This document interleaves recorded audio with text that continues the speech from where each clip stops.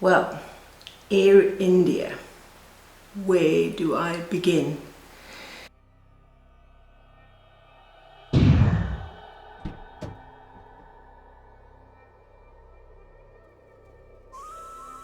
So, on a recent flight to Japan, where I went to go and watch the Rugby World Cup, one of the Rugby World Cup games, I flew Air India, and I had, I won't say privilege, maybe not the best word to use, but I flew from Copenhagen to Delhi, and then from Delhi to Tokyo, and then on the return flight was the same, Tokyo to Delhi, and this time it was Delhi to Stockholm in Sweden.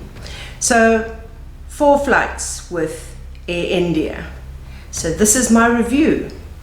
What did I think about Air India?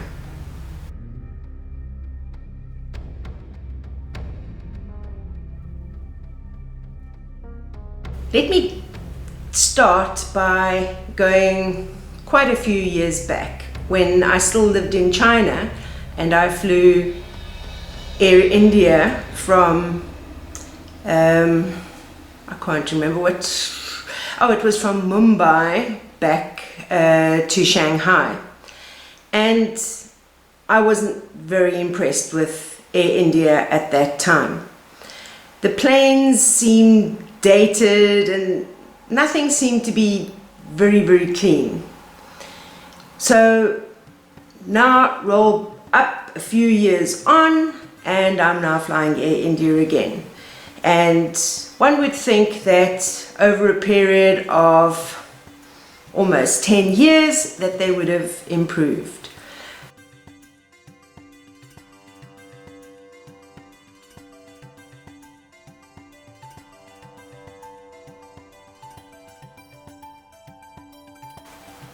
The plane was a little bit cleaner, but it still seemed very dated, and the staff are not unfriendly, but they just seemed businesslike is the expression I would use to describe the Air India staff. But it started off with me, the flight from Oslo to Copenhagen was delayed, so it was running to be able to catch the flight, only to find the gates had closed, but they still let me in. And they basically just threw a boarding pass at me. I didn't know that if you wanted to leave the airport in Delhi, you would have to get a special boarding pass. And because they were racing, they just gave me a boarding pass with a big T on it. It turns out that the big T stands for transfer, and you can't leave the airport. So that did mean that I had 13 hours in Delhi airport, which is a whole different story. So let's focus on the Air India flight. For a start, the flight from Copenhagen to Delhi, the online entertainment did not work.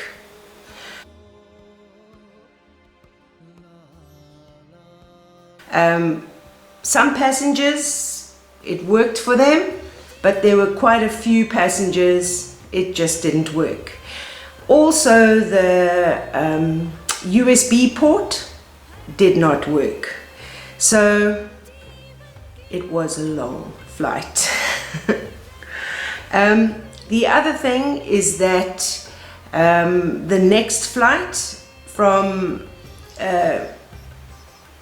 Delhi to Tokyo, I was lucky, the online entertainment did work for that flight, but I have to say the selection is very, very, very limited, really limited. And it's not a big enough selection, I think, for a long haul flight. Coming back from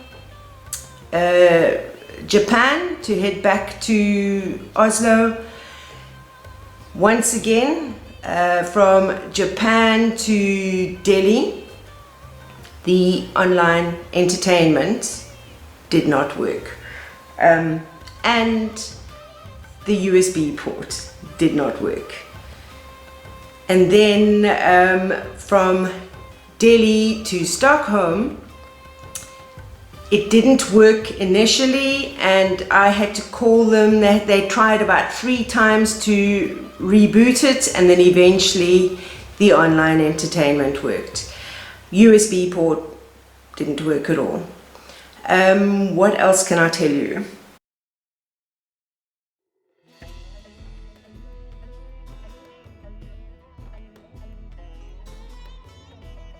Oh, the food. The food was okay. It was nothing to run up and down, dancing up and down the aisles about. It was okay. Yeah, there's nothing. It comes in like a little tin foil container, and it's not a huge amount, but it was okay. I'm not going to say it was bad. It wasn't bad. It was okay. The biggest problem I found though, flying Air India, is the queues to actually get your boarding pass. Because if you are, you can check in online, not a problem, but you can't get the boarding pass, because as I travel on a South African passport, I have to always show evidence that I have a visa to go to the next destination.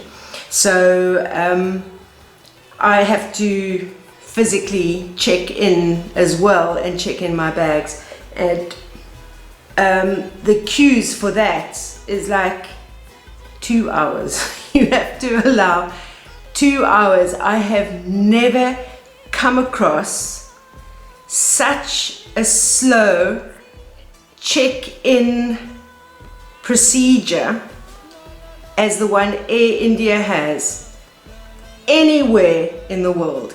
Anywhere. Even in the smallest airport, it is faster than Air India. And if you are flying through Delhi, one thing to remember, you need to always have a printed copy of your ticket, your e-ticket. You have to have a printed copy. It cannot be on your phone, because obviously technology doesn't quite work there. So you have to have a printed copy of your e-ticket just to go into the airport so that you can check your bags in. You're not allowed to set foot inside the airport unless you have a printed copy of your e-ticket. And I saw, luckily, I always print mine off just in case, and I have had to use the printed copies on different occasions. But I did see some people who had not printed theirs off, and they thought having it on their phone was enough. They wouldn't let them in. You have to then go to the ticketing office, which means standing in a queue for another hour just to get a printed copy of something you could have printed off at home and brought in. So would I recommend Air India?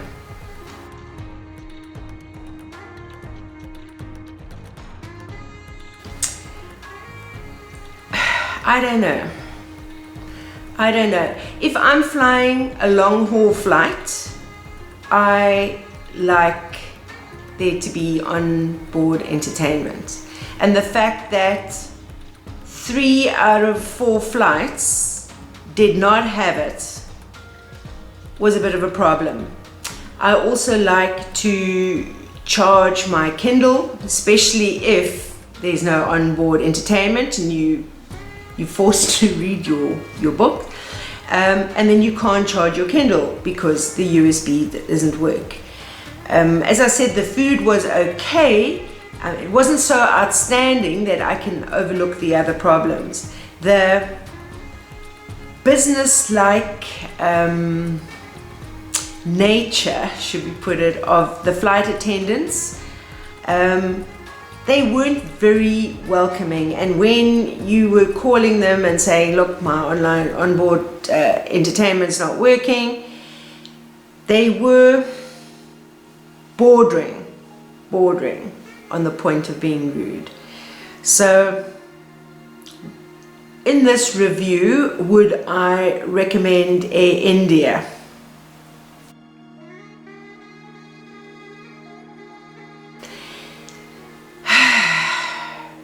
You see, the thing is this, is that when I was booking my flight to Japan, the flights that I was looking at that were like a 13-hour flight, they were costing me over 1,000 euros. But Air India, which was a 46-hour flight, so I was going for the cheap flight, was only 600 euros. So I think if you're wanting a cheap flight, Air India is okay, but just know the USB port's probably not going to work. There's a good chance it's not going to be online entertainment, and you're probably getting what you pay for. If you're wanting an average flight with onboard entertainment and friendlier flight attendants, then I would not suggest Air India.